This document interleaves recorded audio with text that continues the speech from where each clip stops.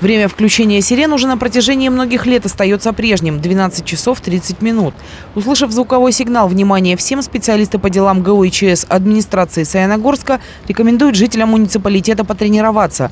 Включить телевизор на государственные каналы «Россия-1», Первый канал, муниципальное ТВ или радио, чтобы прослушать речевое сообщение. 27 октября сирены прозвучат исключительно в тренировочных целях. Поэтому специалисты администрации просят граждан сохранять спокойствие и с пониманием отнестись к проводимым мероприятиям.